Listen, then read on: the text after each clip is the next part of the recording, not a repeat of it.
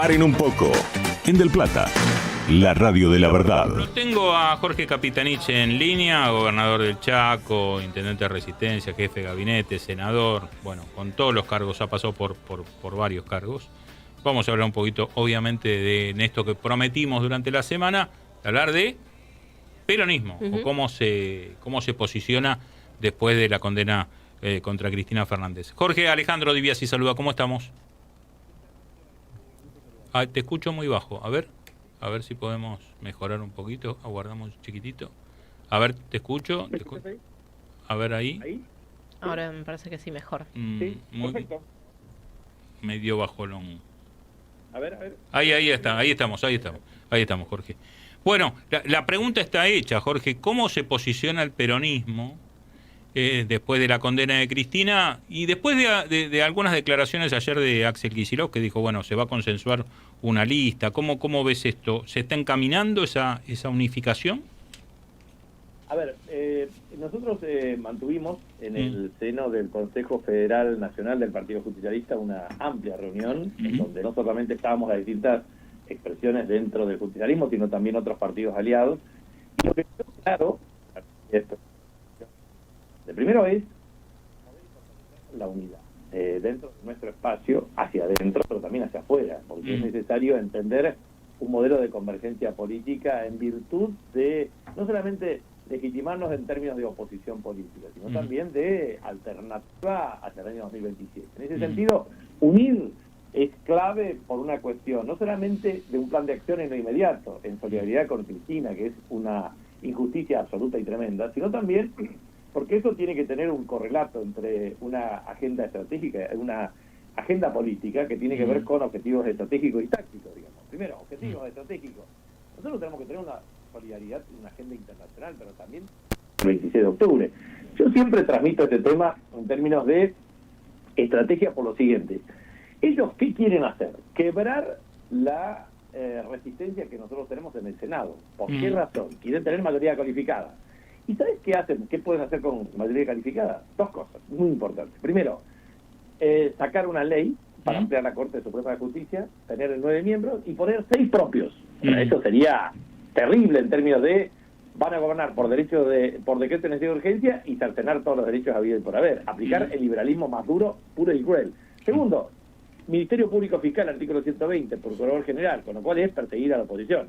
Si hay algo que sintetiza al liberalismo libertario es humillar a los pobres, esclavizar a los trabajadores, perseguir a opositores. Y la otra cuestión es, desde el punto de vista táctico, nosotros tenemos que recomponer nuestro fortalecimiento militante, o sea, la militancia en el territorio físico, pero también en el territorio digital, y también discutir el campo amigo y enemigo. Y ese significado significa reconstruir al peronismo como expresión de las mayorías populares.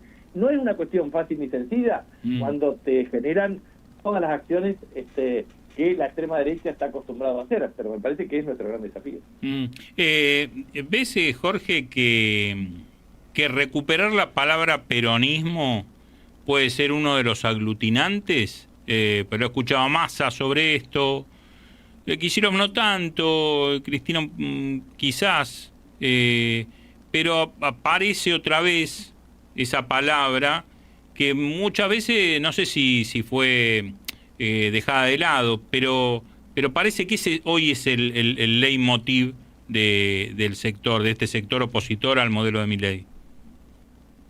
A ver, las dos tensiones históricas que tuvimos nosotros a lo largo de nuestra historia tienen que ver con lo siguiente. Primero, la tensión entre partido y gobierno. Segundo, la tensión entre partido y movimiento.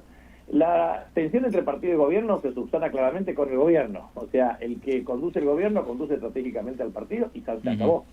El problema cuando hay tensión entre partido y movimiento es el partido es una identidad mucho más reducida que el movimiento. El movimiento, obviamente, cuando vos ampliás la base de sustentación de tu estrategia política, empiezan a administrarse conflictos y contradicciones que antes no tenían. Entonces, a ver, ¿qué es importante remarcar? Primero, vos tenés una doctrina, una ideología, que es un sistema de ideas, pero también tenés una doctrina, que son grandes principios, y después tenés la teoría, que es el desarrollo de los grandes principios. Ahora, después tenés forma de ejecución. Y bueno, en ese devenir tenés muchas cuestiones. Entonces, yo creo que lo más importante respecto al nombre es lo siguiente.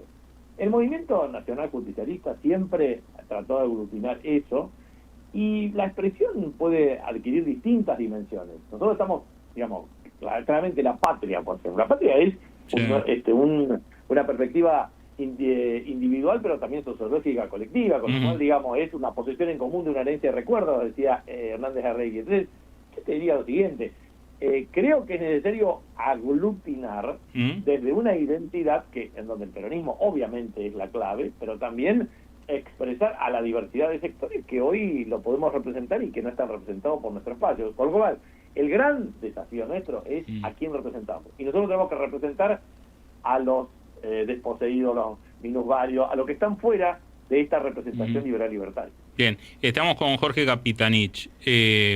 A propósito de esto último que decís, también, a ver, en contraposición, mucho de ese electorado, porque si no, Milei no hubiese ganado como ganó la elección, terminó eligiéndolo a los libertarios, inclusive hasta, no sé, en contraposición ideológica.